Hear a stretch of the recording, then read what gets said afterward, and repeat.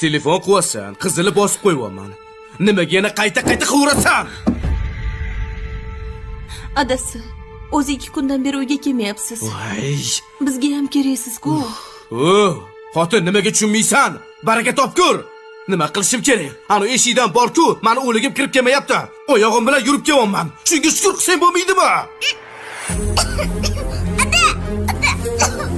Qizim. Voy, nima bo'ldi? Qizim, o'ziga kel. O'ziga kel. Nima bo'ldi? O'ziga suvoqchi. To'g'rirama suvoqchi. Qizim o'ziga kel. Nima bo'ldi? Qo'rqitma meni qizim.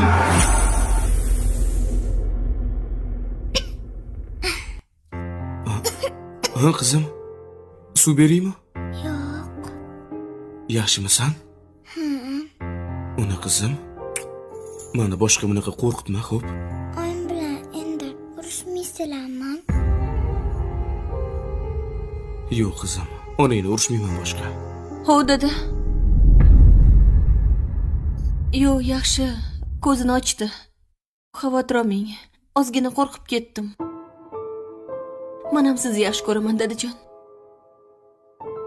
Mayli, yaxshi o'tiringlar.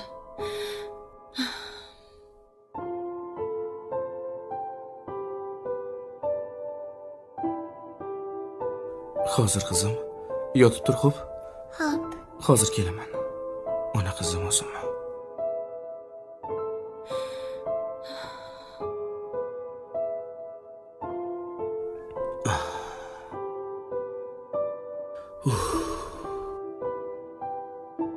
Xudoning mehribonligini qara.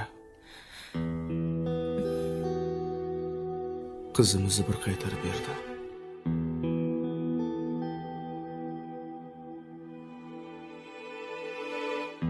Lekin yomon qo'rqib ketdim.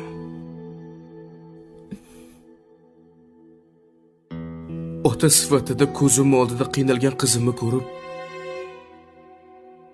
to'g'risi chidab tura olmadim.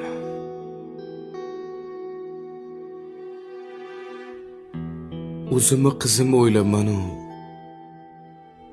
lekin birovni qizini o'ylamabman.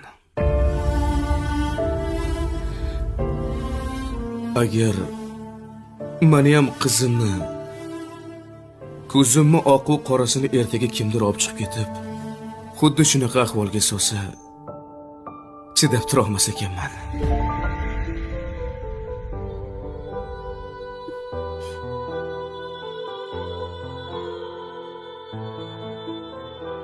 Kechir meni. Adasi, hammasi yaxshi.